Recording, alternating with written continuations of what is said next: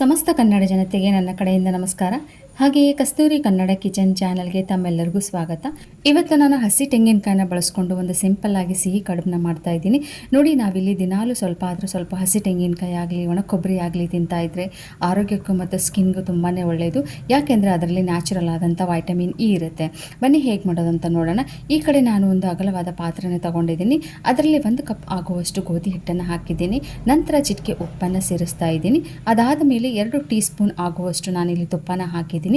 ತುಪ್ಪ ಹಾಕಿದ ಮೇಲೆ ಹಾಗೆಯೇ ಮೊದಲು 2 ನಿಮಿಷ ಡ್ರೈ ಮಿಕ್ಸ್ ಮಾಡಬೇಕು.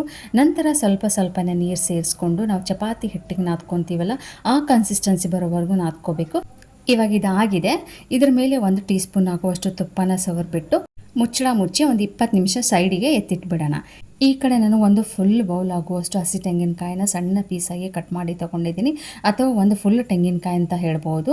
ಇವಾಗ ಈ ಎಲ್ಲ ತೆಂಗಿನಕಾಯಿ ಪೀಸನ್ನು ಒಂದು ಮಿಕ್ಸಿ ಜಾರಿಗೆ ಹಾಕ್ಕೊಂಡು ಗ್ರೈಂಡ್ ಮಾಡ್ಕೊಳ್ಳೋಣ. ನೋಡಿ, ಇಲ್ಲಿ ನಾನು ಗ್ರೈಂಡ್ ಮಾಡ್ಕೊಂಡಿದ್ದೀನಿ. ಸ್ಮೂತಾಗಿ ಪೇಸ್ಟ್ ಆಗಿದೆ. ಆದರೆ ಒಳಗಡೆ ಒಂದೊಂದು ಸಣ್ಣ ಪೀಸ್ ಹಾಗೆ ಇದ್ದಾವೆ, ಬಟ್ ತೊಂದರೆ ಏನೂ ಇಲ್ಲ. ಈ ಕಡೆ ಸ್ಟವ್ ಆನ್ ಮಾಡಿ ನಾನು ಒಂದು ಪ್ಯಾನ್ನ ಇಟ್ಟು 1 ಸ್ಪೂನ್ ಆಗುವಷ್ಟು ತುಪ್ಪನ ಹಾಕಿದ್ದೀನಿ. ತುಪ್ಪ ಬಿಸಿ ಆದ ಮೇಲೆ ನಾವು ಗ್ರೈಂಡ್ ಮಾಡಿಟ್ಟಂತಹ ಹಸಿ ಕೊಬ್ಬರಿಯ ಪೇಸ್ಟ್ನ ಹಾಕ್ತಾ ಇದ್ದೀನಿ. ಇದು ಲೈಟಾಗಿ ಕಲರ್ ಚೇಂಜ್ ಆಗೋವರೆಗೂ ಲೋ ಫ್ಲೇಮಲ್ಲೇ ನಾವು ಫ್ರೈ ಮಾಡ್ತಾ ಇರಬೇಕಾಗುತ್ತೆ. ಇಲ್ಲಿ ನಿಮಗೆ ಏನಾದರೂ ತಳ ಹಿಡಿತಾ ಇದೆ ಅಂತ ಅನಿಸಿದರೆ ಇನ್ನೊಂದು ಸ್ವಲ್ಪ ತುಪ್ಪ ಹಾಕ್ಕೊಂಡು ಲೋ ಫ್ಲೇಮಲ್ಲೇ ಫ್ರೈ ಮಾಡಬೇಕು. ಇದು ಲೈಟಾಗಿ ಕಲರ್ ಚೇಂಜ್ ಆಗಿದೆ. ಇವಾಗ ನಾನು ಪುಡಿ ಬೆಲ್ಲನ ಸೇರಿಸ್ತಾ ಇದ್ದೀನಿ. ಇಲ್ಲಿ ನಾನು 1/2 ಕಪ್ ಆಗುವಷ್ಟು ಪುಡಿ ಬೆಲ್ಲನ ತೊಗೊಂಡಿದ್ದೀನಿ. ನಿಮ್ಮ ಹತ್ರ ಯಾವ ಬೆಲ್ಲ ಇರುತ್ತೆ ಆ ಬೆಲ್ಲನ ನೀವು ತೊಗೋಬೋದು. ಹಾಗೆಯೇ ನಿಮ್ಮ ರುಚಿಗೆ ಅನುಗುಣವಾಗಿ ನೀವು ಇಲ್ಲಿ ಬೆಲ್ಲನ ಸೇರಿಸ್ಕೋಬೋದು. ನೋಡಿ, ಬೆಲ್ಲ ಕರಗಿ ಮತ್ತೆ ಸ್ವಲ್ಪ ಗಟ್ಟಿ ಆಗೋವರೆಗೂ ಲೋ ಫ್ಲೇಮಲ್ಲೇ ಇದನ್ನು ಫ್ರೈ ಮಾಡ್ತಾ ಇರಬೇಕಾಗುತ್ತೆ. ನೋಡಿ, ಇದು ಆಗಿದೆ. ಇವಾಗ ಇದರ ಮೇಲೆ ನಾನು ಅರ್ಧ ಟೀ ಸ್ಪೂನ್ ಆಗುವಷ್ಟು ಏಲಕ್ಕಿ ಪುಡಿನ ಸೇರಿಸ್ತಾ ಇದ್ದೀನಿ.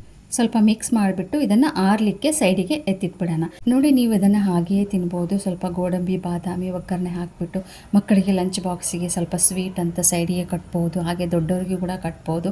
ತುಂಬಾ ಚೆನ್ನಾಗಿರುತ್ತೆ. ಆಮೇಲೆ ದಿಢೀರಂತ ಆಗುವ ಸ್ವೀಟ್ ಇದು. ಈ ಕಡೆ ಕಲಸಿರ್ತಕ್ಕಂಥ ಗೋಧಿ ಹಿಟ್ಟು ಕೂಡ ರೆಡಿಯಾಗಿದೆ. ಅದನ್ನು 1 ನಿಮಿಷ ಕೈಗೆ ಎಣ್ಣೆ ಹಚ್ಕೊಂಡು ನಾನು ಚೆನ್ನಾಗಿ ನಾದ್ಕೊಂಡು ಸಣ್ಣ ಉಂಡೆಗಳಾಗಿ ಕಟ್ ಮಾಡ್ಕೊಂಡಿದ್ದೀನಿ. ಇಲ್ಲಿ ಉಂಡೆ ನೀವು ಚಿಕ್ಕದಾದ್ರೂ ತೊಗೋಬೋದು ಅಥವಾ ದೊಡ್ಡದಾದ್ರೂ ತೊಗೋಬೋದು. ದೊಡ್ಡ ಉಂಡೆ ತೊಗೊಂಡಿದ್ರೆ ಸ್ವಲ್ಪ ಫಿಲ್ಲಿಂಗ್ಸ್ನ ಜಾಸ್ತಿ ಹಾಕಬೇಕಾಗತ್ತೆ. ಸಣ್ಣ ಉಂಡೆ ತೊಗೊಂಡಿದ್ರೆ ಕ್ಯೂಟಾಗಿ ಕಾಣಿಸುತ್ತವೆ, ಹಾಗೆ ಫಿಲ್ಲಿಂಗ್ಸ್ ಕೂಡ ಕಡಿಮೆ ಇರುತ್ತೆ. ನಿಮಗೆ ಯಾವ ಸೈಜ್ ಇಷ್ಟನೋ ಆ ಸೈಜಲ್ಲಿ ನೀವು ಉಂಡೆನ ಮಾಡ್ಕೋಬೋದು. ನೋಡಿ, ಇಲ್ಲಿ ನಾನು ಈ ರೀತಿ ಲಟ್ಟಿಸ್ತಾ ಇದ್ದೀನಿ.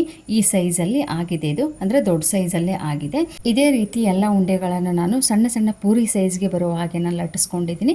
ಲಟ್ಟಿಸ್ಕೊಂಡಂತಹ ಎಲ್ಲ ಪೂರಿಗಳು ಒಂದು ಪ್ಲೇಟ್ ಮೇಲೆ ಡ್ರೈ ಹಿಟ್ಟನ್ನು ಹಾಕಿ ಒಂದಕ್ಕೊಂದು ಅಂಟದ ಹಾಗೆ ನಾನು ಅದರ ಮೇಲೆ ಇಟ್ಕೊಂಡಿದ್ದೀನಿ. ಇವಾಗ ಈ ಕಡೆ ಫಿಲ್ಲಿಂಗ್ಸ್ ಕೂಡ ತಣ್ಣಗಾಗಿದೆ. ಇವಾಗ ನಾವು ಒಂದೊಂದೇ ಪೂರಿನ ತಗೊಂಡು ಅದ್ರ ಮೇಲೆ ಫಿಲ್ಲಿಂಗ್ಸ್ನ ಹಾಕಿಬಿಟ್ಟು ಒಂದು ಕಡುಬು ಶೇಪಿಗೆ ಮಾಡೋಣ.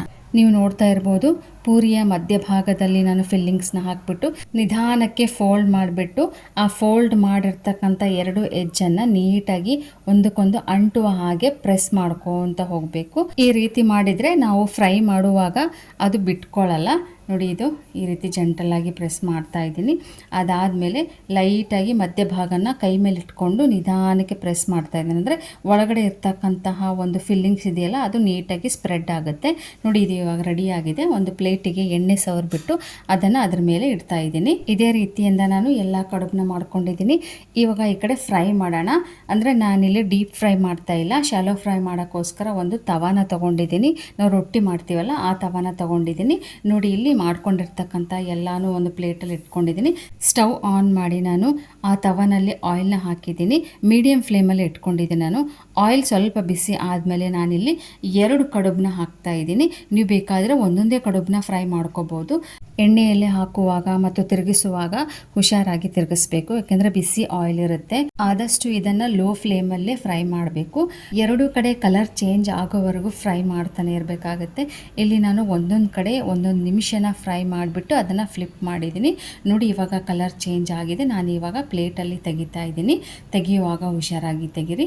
ನೋಡಿ, ಇಲ್ಲಿ ನಾನು 2 ಫ್ರೈ ಮಾಡ್ಕೊಂಡಿದ್ದೀನಿ. ಇದೇ ರೀತಿಯಿಂದ ಉಳಿದಿದ್ದನ್ನು ಫ್ರೈ ಮಾಡ್ಕೊಂಡಿದ್ದೀನಿ. ಇವಾಗ ನಾನಿಲ್ಲಿ ಎಲ್ಲ ಸಿಹಿ ಕಡುಬನ್ನ ಪ್ಲೇಟಲ್ಲಿ ಸರ್ವ್ ಮಾಡ್ಕೊಂಡಿದ್ದೀನಿ. ಇದು ಮೊದಲನೇ ತೋರಿಸ್ನಲ್ಲ, ಅದು ಸಣ್ಣ ಸೈಜಿಂದು, ಇದು ದೊಡ್ಡ ಸೈಜಿಂದು. ನಾವು ಚಿಕ್ಕ ಸೈಜಿಂದ ಮಾಡಿಕೊಂಡ್ರೆ ತುಂಬಾ ಚೆನ್ನಾಗಿ ಕಾಣಿಸುತ್ತೆ, ಮಕ್ಕಳಿಗೂ ತುಂಬಾ ಇಷ್ಟ ಆಗುತ್ತೆ. ನೋಡಿ, ನಾನಿಲ್ಲಿ ಕಟ್ ಮಾಡಿ ತೋರಿಸ್ತಾ ಇದ್ದೀನಿ. ಇದು ಬಿಸಿ ಹಾಲಿನ ಜೊತೆ ಆದರೂ ತಿನ್ಬೋದು, ಹಾಗೆಯೇ ತಿನ್ಬೋದು. ಟೇಸ್ಟ್ ತುಂಬಾ ಚೆನ್ನಾಗಿರುತ್ತೆ. ಫ್ರೆಂಡ್ಸ್, ಈ ವಿಡಿಯೋ ನಿಮಗೆ ಇಷ್ಟ ಆಗಿದೆ ಅಂತ ಅನಿಸಿದರೆ ಪ್ಲೀಸ್ ಕಮೆಂಟ್ ಮಾಡಿ, ಲೈಕ್ ಮಾಡಿ, ಶೇರ್ ಮಾಡಿ, ಹಾಗೆ ನನ್ನ ಚಾನಲ್ನ ಸಬ್ಸ್ಕ್ರೈಬ್ ಮಾಡ್ಕೊಳ್ಳಿ. ಧನ್ಯವಾದಗಳು.